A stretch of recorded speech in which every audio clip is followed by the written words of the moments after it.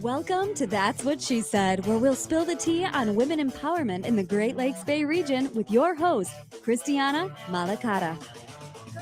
Hi, everyone, and welcome. Welcome to That's What She Said with me, Christiana Malakata. I have this wonderful honor, this privilege, this blessing to be your host of That's What She Said for 3 seasons deep. This is just, it brings me maybe not in tears, but into excitement, into joy that I am here and able to sit down with women each and every week for 3 seasons to talk about women empowerment. We drop an episode every Thursday at 1:30 live. And then you could also tune in to WSGW 100.5 and 790 or WSGW.com on Saturday morning at 8 a.m. or Sunday evening. My favorite time to listen, that nice reset time into your next week, Sunday at 6 p.m. The other formats that you can listen is YouTube, TikTok, Instagram, and then anywhere that you're getting your favorite Spotify, which we all know is That's What She Said. Something super special about this episode is that it is our 100th That's What She Said episode.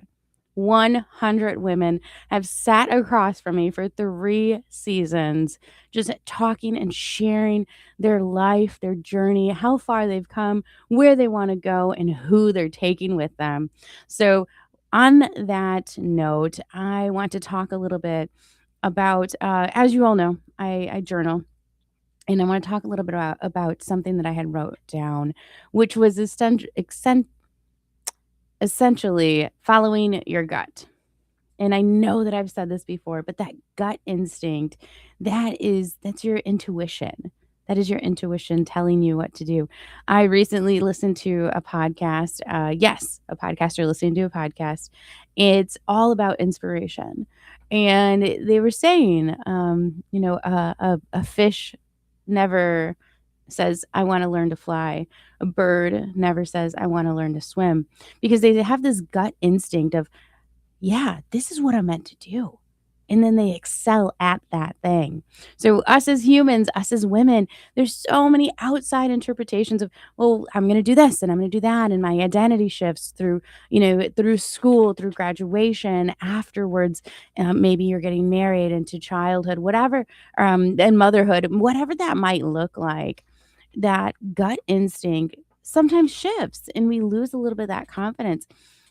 But at the end of the day, you really have to sit down with yourself and say, what brings me joy? A fish loves to swim. A bird loves to fly. What brings me joy? And that is your instinct. That is your gut telling you, this is what we're meant to do. So I have a wonderful guest across from me. It is so exciting to bring her on, and it is super special because this is our 100th episode. We have Kenadie Mlujeak with us. Hi, Kenadie. Hello. Thank you so much for being on. Thank you so much for being my 100th episode. It is quite an honor to have you in the room. And also, I will share something special about Kenadie. Kenadie is also our 2025 That's What She Said scholarship recipient. Yes. So I know that you can't and we can't hear you, but give us a round of applause because, yes, Kenadie is our 100th guest in our That's What She Said scholarship for 2025 school year. So, Kenadie, that is how we connected, but there's a lot of people in the community that know you. How might the community know you? Yes, one of the biggest things that I do in the community and something that I'm really, really proud of is my personal service initiative called Literacy for Life.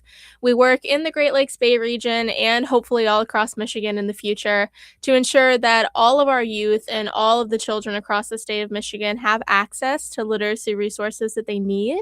It's something that's so important, especially considering that Michigan is actually currently ranked 44th out of the 50 states in literacy rates. And so that's something that I am so passionate about, something that I'm out in the community working with. I visit through classrooms. I'm able to help out donating books, really just something that's very important to me. I'm also currently a student at Delta College studying journalism. I hope to go into sports reporting in the future. So that's something that I'm very excited about. And I've also been lucky to hold 2 titles throughout the Miss America organization.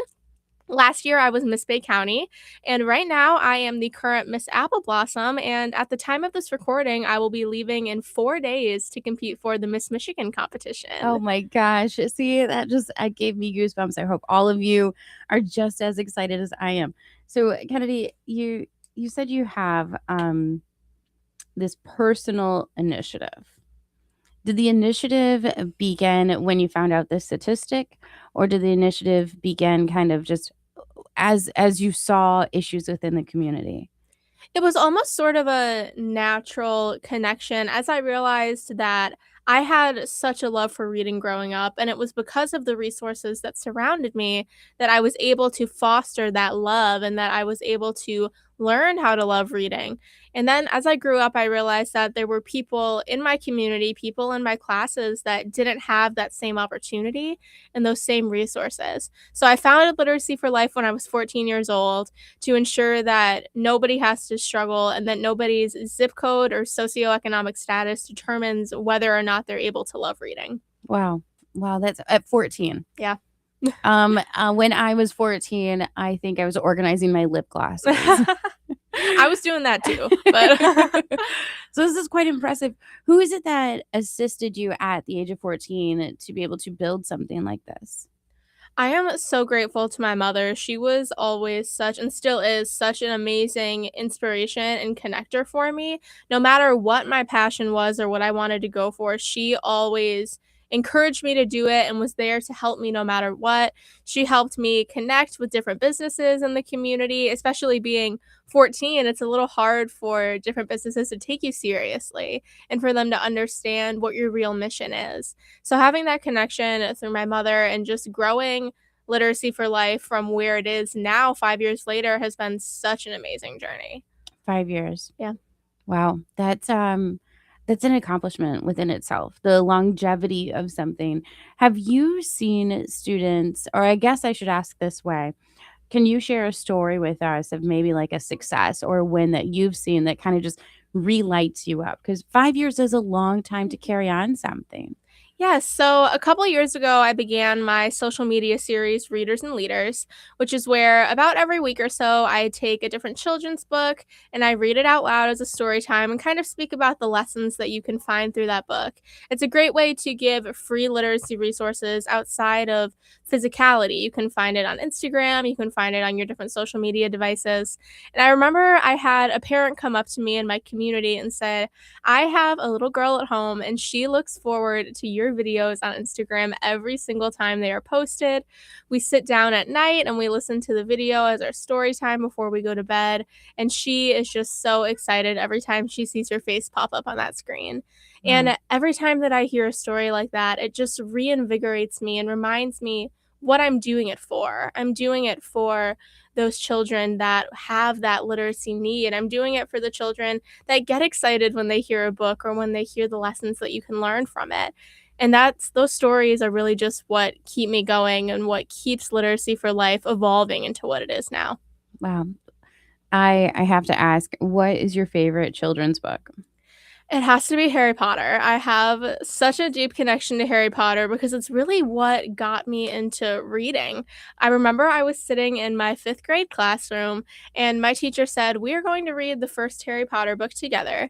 And I thought, I do not want to do that. Yeah, Because that book is so big. yes, 5th and I was grade. like, I love reading, but I don't know if wizards and witches are for me. But we opened the first chapter and we started reading, and I was immediately hooked. Oh my goodness. I went from one book onto the next and the next. And that was what pushed me just from being a lover of reading to really enveloped in reading, and what pushed me to eventually create Literacy for Life just a few years later. Let's take a step back. You mentioned your mother and that she is influential, but also someone who assists in the growth of not only, literacy for life, but like in general, being a mom, right? So can you tell me some of the qualities that maybe you have picked up from your mother that kind of carry you on, and then maybe even vice versa? Because I'm a mother, my daughter is still young, but there are some qualities that I kind of get from her as well, that I'm like, maybe I do need to slow down and literally lay in the grass and smell the flowers. Yes, coming from her, I mean, her perseverance and dedication that I've witnessed over my past 19 years of life have been absolutely insane. She has gone through so many different things, and I have just seen her always push through and always put me first no matter what she was going through. And that's something that I'm so blessed for and something that I hope to go on to in the future. And as far as something that I've taught her, I feel like I've taught her to be a little bit more confident. Being since the age of 5 on a pageant stage, on a dance stage, I've always just been able to go out there and go for it. And that's partially because of the support that she's given me, but being able to give that support back to her and her endeavors and things that she wants to do has really meant a lot, especially as I'm becoming a young woman and an adult. It's been a really great relationship that we've been able to grow. I love the fact that you did, I mean, that you did answer my question in the sense that you did and you are able to contribute back to your mother, because not many of us see that, or not many of us women will, acknowledge like, "Oh, yeah, I did receive this from my daughter," right? Mm. Because it's usually, the mom is the giver, Mhm. right? So, that's really interesting to be able to share that with her. I have had the opportunity to meet your mom, and she is amazing. She is an amazing person to be around. Uh, I also want to share that when we first met, she was the one who took you to the scholarship meet and Mhm. greet. Yes. And so I automatically knew like, "Ooh, they're a duo," and I love it. So not all relationships with mothers and daughters are that close. And it looks and sounds like you value yours Mhm. highly. If we have a mom who's listening right now and this is just tugging at her heart, and she says, "I want to redevelop that relationship with my daughter." What advice would you give that mom as far as reaching out to her? When it comes to almost every single situation that I'm faced with and every problem that I try to solve, my first thought is that it always comes down to the communication.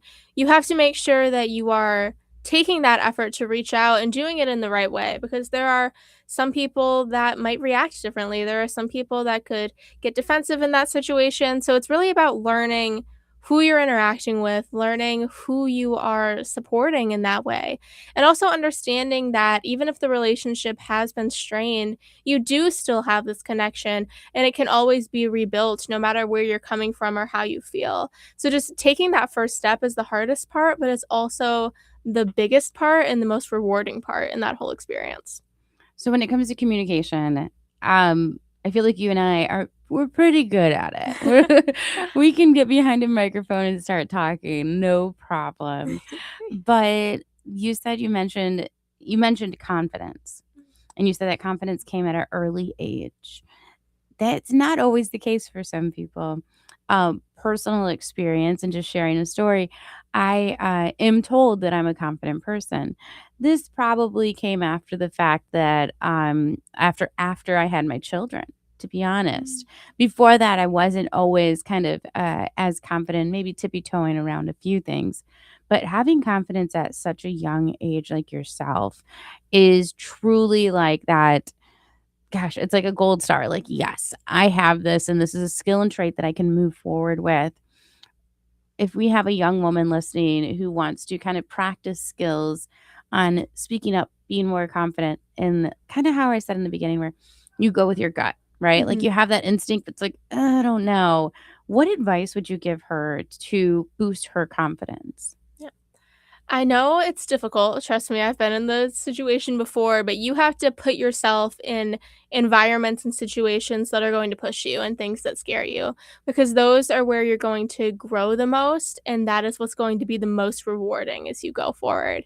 I remember when I was 12 years old, it was my first year in the teen program of pageantry, and I was in the room with 17, 18-year-old girls that I had looked up to, that I was intimidated by, that I didn't know how I was going to compete with. But being in that room and learning from them, learning what they had learned when they were 12 and how they had developed through the program, brought me to where I am today. And it pushed me to have that level of confidence to now I can mentor other people in that same thing. One of my favorite things is mentoring young girls that come up into the pageantry system, because I've been in that same position. I know how scary it can be sometimes to walk into that interview room or onto that stage. And so I would just encourage young girls to push themselves and make themselves uncomfortable, because that's where they're going to grow. And then when they get into that situation next time, they will grow the confidence and be a more empowered woman. So essentially, you're saying, and correct me if I'm wrong, Yeah. is you have to put yourself in an uncomfortable situation and then become comfortable there and then push again and say, okay, let's get uncomfortable again. Definitely, because the most growth happens when you're outside of your comfort zone, I've learned. Being inside your comfort zone is great and it's fun and amazing things can happen there, but doing things that you've never done before is what I found really grows my confidence in the future, because you can't be confident in it until you've done it and until you've pushed that far. Ooh, you can't be confident in it until you've pushed that far. Mhm. I really like that. Okay, so let's get a little personal here. Yeah. And can you share an example or unpack a situation where you had to push yourself into a comfort zone, and maybe not a pageant comfort zone, maybe a personal situation? Yeah, let me see. I remember I was in high school. It was around my senior year, and I had been wanting to possibly enter cheerleading. It was something I did as a kid, but I kind of just grew out of it. I kind of pushed more to dance, and I wasn't super sure if it was where I belonged anymore. I didn't know if I would fit in. I didn't know if I would do well on the team. I didn't know how it would go. But as I started milling about on it and thinking about it, I thought, well, this is the probably only time that I'm ever gonna be able to do this. If I don't try it, then I might regret it, and I might never be able to try it again. So I was able to push myself. I went to the audition. I not only learned so much there, but then I was able to be on the team and have those amazing experiences. And if I didn't take that chance and push myself to go out for that tryout, then I wouldn't have grown that confidence and I wouldn't have had that amazing experience that I had, and now I'm able to take lessons from that experience and apply them to my life. But it's that initial push that's the hardest. Yes, definitely, because there can be so many doubts that run through your head. What if I'm not good enough? What if I don't fit in? It's always the negative what ifs that we focus on, but what about all the positive what ifs out there? There are so many wonderful things that could happen, and you just don't know until you jump off the edge, so to speak, and go for it. That's scary. Yeah, but sometimes that fear and sometimes it does overtake us. I've certainly had situations where I found that that push isn't able to go farther. But there are situations where you're able to push through that fear and realize this is what I have to do to grow. This is what I have to do to develop into the next chapter and the next phase of who I'm supposed to be. And those are the moments that I find the most rewarding and the moments where I find the growth happens the most. What are some of the qualities, or I guess, qualities or morals or kind of like a ethic guidelines that you go by to be able to stay motivated? Because I'm sure there's times where, let's just hypothetically say you went to try out, right, for cheer and pom, or, but didn't make it. Or, I'm sure there's pageants where they didn't go as planned in your head, you know? Um, what, like I said, what kind of motivators do you have personally that help you to keep moving forward? Yeah, even in situations where it doesn't necessarily go my way, what I like to think about is that if you can make the smallest impact, even on one person, in a situation like that, then it was worth going for. If I'm able to go out to the cheer audition, and even if I don't make it, I was able to make a friend or help somebody else feel more comfortable, then it was worth it. If I'm able to go compete at a pageant and I didn't win, but I was able to teach somebody about the literacy crisis that's currently going on, then it was worth it. It's all those small impacts and those small things that are really developing that eventually build up. And then when you do have those big wins, it just means even more. It sounds like a very good act of gratitude. Definitely. Oh my goodness. Gratitude is something that I've definitely learned to have over the years. I remember as I was younger, I wanted things to play out exactly the way they did in my head. And if they didn't, then it was some sort of failure and I didn't have a good time and it just wasn't worth it.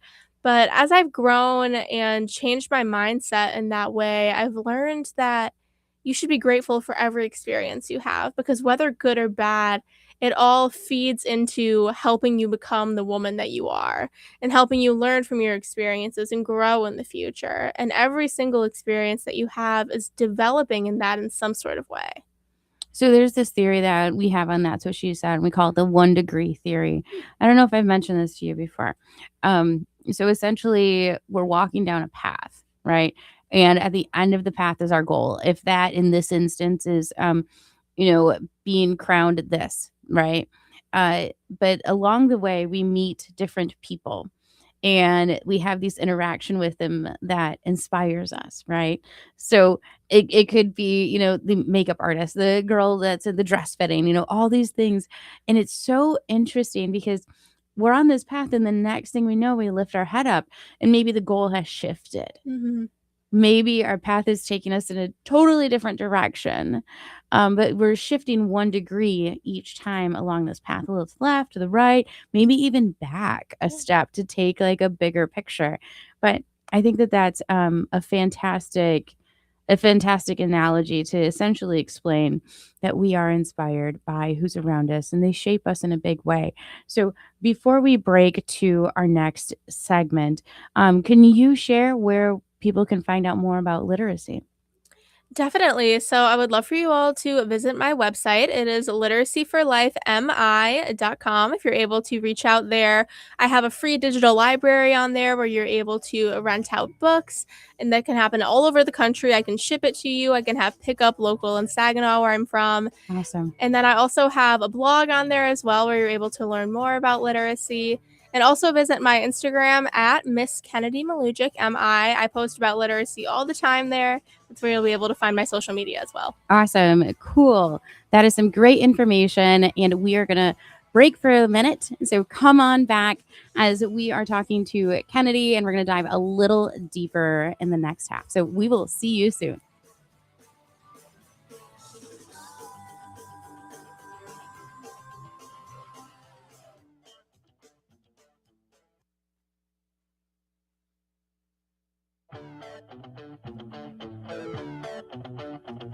That's What She Said with Christiana Malakara is back. Now let's spill the tea. Hi, everyone, and welcome back to the second half of That's What She Said. We have Kenadie with us. Kenadie is super special and so near and dear and will always have a place in my heart, not only because she's super awesome and does really cool stuff along the Great Lakes Bay region and beyond, but Kenadie is the first scholarship recipient of the That's What She Said scholarship. So what that means is That's What She Said it gives away a scholarship once a year to a woman who is a student that is already enrolled in college, who is studying journalism or broadcasting.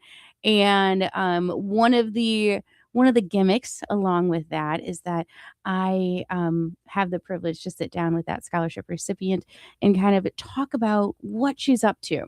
The ways that the scholarship works is not only a gift to the student, but essentially a network to her. So I have made it very clear with Kenadie and my other That's What She Said guests is, hey, we have a connection. And this is Kenadie. And these are my That's What She Said guests. And we are now a network together. If you are interested in giving to the That's What She Said scholarship, You can do that directly at the Saginaw Community Foundation's website.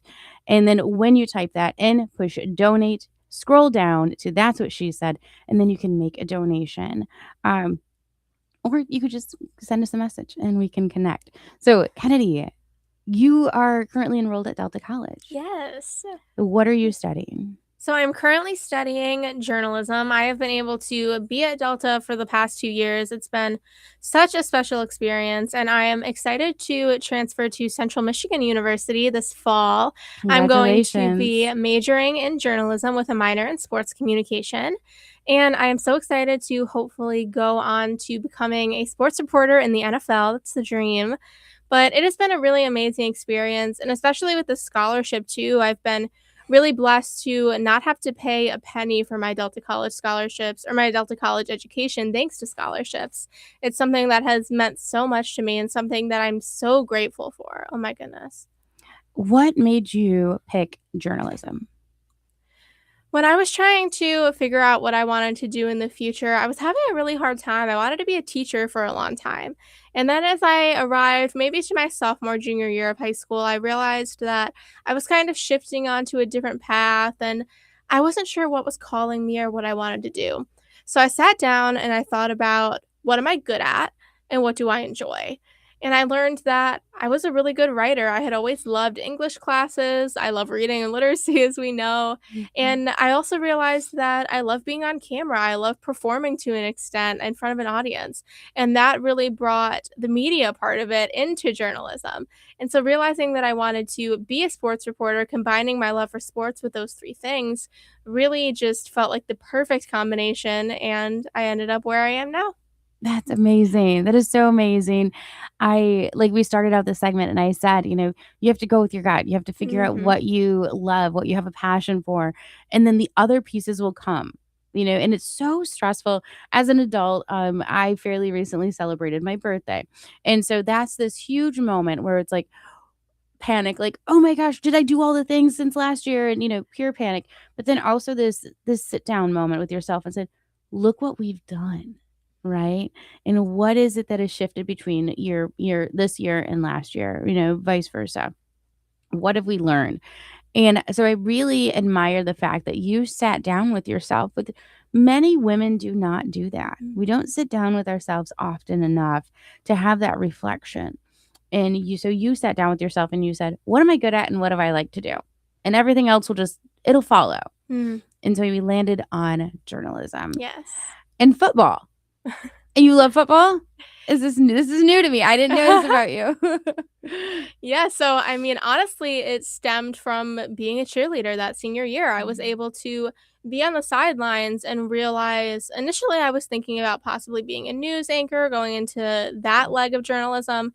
But being in cheer that season, I realized that I preferred the excitement of the sidelines to being behind the desk in a studio. Yeah. And that was something that I'm so glad I did. I'm glad that I took that jump and went to that audition because look at what it led to. I found my passion and I was able to figure out what I want to do in the future. That just goes to show that you've got to take that jump even if you're scared. Wow. Wow, yeah, that's that 1 degree, right? Yep. That truly you looked up and your goal had shifted. Yes. That's amazing. So you're your 3rd year at Delta College. How's your experience going? I'm sure our listeners are like, "Well, does she like her classes? What is she like? Tell us more." It has been so amazing. The entire journalism department at Delta College is really, really amazing. I've been able to interact with so many amazing professors. I've been able to submit work to the newspaper, the Delta Collegiate. I've been able to create an amazing network full of other student journalists where we're able to collaborate and bounce ideas off of each other and learn from each other. It's been such a special experience, and I'm so glad that I was able to develop in these 2 years that I've been at Delta before I transfer over to CMU so that I can really build myself as a journalist and become who I want to be in this phase before I move on. And what made you pick CMU? I had heard that they had a really amazing journalism program. I have friends of friends in the past that have been in the journalism program there before, and they told me that it's really valuable. They had learned a lot. Recently, back in March, I went to a little bit of a tour at CMU, and I realized that it was a really great place. It was something that I was really interested in, and that's where I landed. Wow. Well, I'm sure your family's proud of you. Oh, thank you. That's very exciting. So all of this takes, and I'm just gonna make this statement is, all of these acts take confidence. Mhm. It takes confidence when you decided to go for cheer. It takes confidence to honestly apply to college these days. Mm. That's a leap of faith and confidence. Like, I'm gonna try this, and then transitioning into the university setting is going to be also a confidence Yes. shift. Um, and getting on a stage for Miss Bay and Miss Apple Blossom, that takes confidence as well. Can you unpack and share those experiences with our listeners? Definitely. I mean, growing my confidence, it was definitely not an overnight thing. It comes from all of those little experiences and pushing yourself bit by bit. I remember the first time I went on stage to answer an onstage question at a pageant, and I just completely choked. I didn't know what I was saying. I had completely lost my voice somehow. It was a rough time.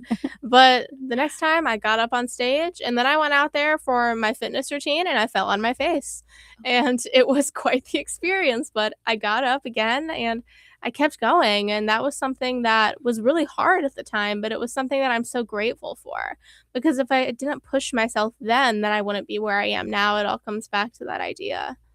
So for youth out there who are listening, or maybe parents who are thinking of having their daughter in a pageant, can you talk about that experience? When it comes to pageantry, especially in the day and age that we're in right now, I think it's very misunderstood. There are a lot of people that think it's just about walking on stage in a beautiful dress and winning a crown at the end of the night. But it's so much more than that. In the Miss America opportunity specifically, we have 4 points of the crown, and those are style, scholarship, service, and success. That is what Miss America is built on. It is built on serving your community, earning scholarships, showing your personal style, and succeeding along the way. And when you think about it that much deeper, it's so much more important. And when you think about it as well, the interview portion is actually the largest portion of every Miss America competition, from the local pageants all the way up to the national pageant. You're learning how to speak to a panel of judges. You're learning how to get on stage and have that confidence. You're learning how to serve your community. Those are all things that you can take outside of the pageantry world, bring them into job interviews, bring them into servicing your community outside of pageantry. It's all things that you can learn and bring into different circumstances. Because let me tell you, I have never had an interview as hard as a pageant interview. It will prepare you for any question out there that anybody could ask. And so I would just encourage everybody at least to give it a try, because even if you just go for it once and realize it's not your thing, you will learn something and you'll develop, just like I talked about. Out of those 4 points of the crown, the 4 S's, which one do you feel stands out and is the most closest to home to you? It has to be service. I remember coming into the Miss America opportunity, I was 5 years old. And originally, I was enticed by the beautiful dresses and the crowns and the glamour of it all. But even at the age of 7, I did my very first community service project. And that was when I realized what the Miss America program is built on. It's built on serving your community and being really a shepherd to other people when it comes to helping them with your advocacy, helping them understand and giving them resources and whatever it may be. I mean, we have amazing women in our program. I advocate for literacy, but there are so many other causes. We have women giving resources for pediatric cancer. We have women working to fight against bullying. We have amazing advocacies in this program, and you can advocate for whatever you'd like in this program. It's really a beautiful, beautiful opportunity, and something that I've been so blessed to be involved in for over a decade of my life. I'm sure you interact with a lot of women, pageant women, at all ages and all levels. Like you had mentioned that you enjoy being a mentor to the Mhm. little pageant ladies. Yes. Um, what are some lessons that you've learned from other pageant girls? To accept that things might not always go your way. I remember I was talking earlier about how when I was younger, I wanted things to be exactly how I had planned them, and if it didn't work out in my head, And that was terrible. We had to completely forget about it and we had to move on. But I remember specifically there was a woman in the Miss Michigan program. Her name was Mallory Rivard. She competed for Miss Michigan many, many times throughout the years. She placed first runner up year after year after year. And that can be such a hard experience to be so close to your dream and just miss out on it so many times. But I saw her continue to come back, continue to push herself, and continue to go for her dream. And eventually in 2019, she ended up winning the title of Miss Michigan and she went on to compete at Miss America. And that was such an inspiration to me because I realized even if you don't succeed the first time or the second time or the fifth time, you can keep going and eventually it will just be the timing that you need. Have you had a situation like that where you've had to keep trying at something to succeed? I remember specifically the 2023-2024 pageant season. It was my last year in the teen category, and I was really excited. I had just come off of an interview award at the state pageant. I was so ready to go in and win my local title of Miss Saginaw County's teen, and I was first runner up. And it was so hard. It was such a hard pill to swallow. And then I went on to another local. I was fourth runner up. Went on to another one, first runner up again. And actually, throughout that season, I didn't end up winning a local title. I ended up going at large at Miss Michigan's teen, which is where you go with an assigned title. And I Okay. didn't win any awards at the state pageant either. And it really honestly beat down my confidence in a way where I was confused as to what I should do next. But I decided that I was going to push myself in that situation. I decided to enter my first Miss pageant when I was 17 years old. And just 2 months after I didn't win anything at the state competition and I was struggling, I ended up winning Miss Bay County. It was such a sign that timing really is everything and you end up exactly where you want to be. It was such a blessing and I'm so glad even though it was a really hard time that I went through it because I showed myself that I'm able to get through those hard moments and get to the glory. When when you're in a pageant and you're not getting the title that you wanted, that you pictured, right? Question is there ever an opportunity to talk to the other people that are also the other women in the pageant or the judges or maybe even the guests and say, "What is it that I fell short on?" Is there ever that opportunity? Yeah, I wish that we were able to talk to the judges. Oh my goodness, because I would love feedback from them every time. I Mhm. always want to improve. That's unfortunately not something that we're allowed to do, but interacting with the other women that I compete on stage with and people in the audience is one of my favorite things to do. I know even just being backstage with all of the women that I compete with is so special because even if we don't win and we don't get the title we were looking for that day, we are always happy for each other because we understand what it takes to get to that point. We understand the work that's been put in behind the scenes when no one is watching. And it's Mm. really a special moment, even if it's not your moment just yet. So, is there ever an opportunity for you to receive any feedback if it's from, your mom or a friend that was in the audience? Because I guess where I'm getting at is how are we absorbing constructive criticism to be able to try again and to try again at a better capacity, like a higher level, right? Like, oh, I guess I did do that wrong. Let me try it this way next time. Yes, my mom is the best source of she will tell it to me like it is. If I went on stage and I absolutely bombed my talent, she will tell me, "You did not do very good in your talent today." And we will look back on it. We'll improve on it. She always takes videos of what I'm doing in the audience so I can look back on it myself, which is something that I appreciate so much. Oh my goodness. And then really just being honest with myself when I realized that maybe it wasn't my best performance that day. Maybe I stumbled on my onstage question. Maybe I didn't walk the way that I wanted to, and learning from those experiences, watching videos back, getting that criticism from audience members, and realizing that taking that feedback is only going to make you better. It's only going to make you improve. And taking that on to the next competition and just trying to be your best self every time is what has really inspired me to keep going. It is hard to absorb criticism. Definitely. And no matter what path it is, if you're at work and your boss tells you, "Hey, you didn't do that right. You need to do it this way." All the way to a teacher Yeah. on campus, Hmm. kind of saying that this is incorrect. Try again. Which sometimes we don't always get that try again Yeah. opportunity. So for women who are listening, and maybe it's hard for them to absorb constructive criticism. What can they do to be a little more welcoming to that? Accepting constructive criticism is something that's been really hard for me over the years as well because I always want to do better, but when I hear that I didn't do my best, it's something that I really struggle with and something that I have a personal hard time with. But realizing that people aren't giving constructive criticism to hurt you, they're trying to help you. Really absorbing that mindset and realizing that it's only for your best is something that I've personally found has helped me and absorb that in a good way. And going forward on that mindset is something that I would encourage for everybody so that they can start applying it in a better way. To apply it into your everyday life. Exactly. And you've mentioned a couple times of like shifting your mindset, Mhm. right? Earlier we talked about, from positive to negative, from gratitude to, seeing gratitude in smaller things. And then right now, um, this shift of mindset, do you see more shift coming or growth opportunities within yourself to expand your mindset even further? Definitely. I mean, I think the scariest change coming in my life right now that I'm pushing for is moving to Mount Pleasant and going to CMU. I've never really lived outside of Saginaw my entire life, but I know it's something that's going to be scary and something that's going to push me, but that's why I need to do it.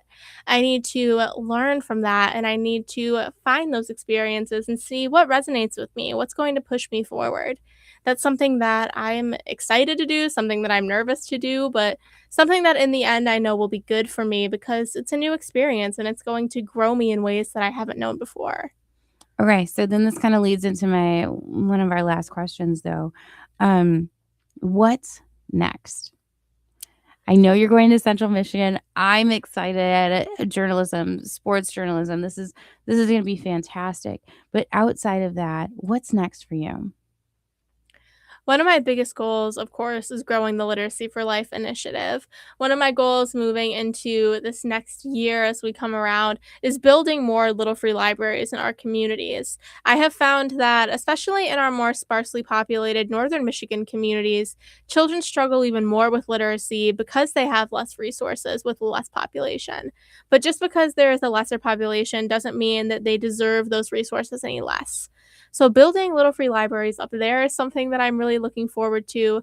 Growing my organization in any way that I can, moving it hopefully to a national level with partnerships is something that I'm really hoping to push for and just developing it and enjoying it along the way, remembering who I'm doing it for, the little girl that sits down every night and watches my videos on social media, the people that I know I have impacted throughout my life ever since I started this when I was 14. That's what motivates me and that's what pushes me to keep going and what keeps me delighted and joyful through it throughout the entire way. You sound like a busy girl. For sure. When do you rest and how? This might not surprise you as a journalist, but I really love journaling. I love setting aside even just 20 minutes every single night to channel my feelings and emotions and really process what I'm going through because that can be hard sometimes when you're busy, busy, busy running around. You can just bottle things up. And I've done that in the past and it doesn't work out very well. So taking that time, even just a little bit for self care to realize this is what I'm feeling, this is how I'm going through it, and this is how I want to move forward is something that I found to be really important and something that I always love to prioritize. So here in the last 2 minutes of the show, one, can you remind us real quick where we can find more Literacy for Life information? Yes, please visit the Literacy for Life MI website. It is also linked in my Instagram, which is Miss Kenadie Mlujeak MI. If you visit there, you can see my Readers and Leaders series, as well as all of my updates as I go on to Miss Michigan and continue on my pageantry journey. And then our final question here is, what is a piece of advice that you would pass along to a woman of the Great Lakes Bay region? I want to come back to what we were saying earlier about following your gut and listening to your passions. I remember when I was 12 years old, entering the teen program, I was trying to figure out what I wanted my advocacy to be. And literacy was something that came to me immediately because I loved reading. It was something I was passionate about. But I had somebody tell me that I should do something else because literacy was already pretty well populated when it came to the pageantry community. There were people that had already been advocating for it, and I needed to choose something unique. But I mulled over it for a while and I realized just because other people are doing it doesn't make me any less passionate for it. And I was able to go with my gut. I was able to decide to fund Literacy for Life. And through that, I was able to build it into what it is today. So I would just encourage anybody that's listening to this to go with your gut and realize that the passion you have is the passion that is worth pursuing, and it's the impact that is going to make the most because you feel it deep in your gut. That's beautiful. Thank you so much for coming on. Thank you for being our scholarship recipient, and thank you for being our 100th That's What She Said guest. Ladies and gentlemen, that was Kenadie Mlujeak, and that's what she said.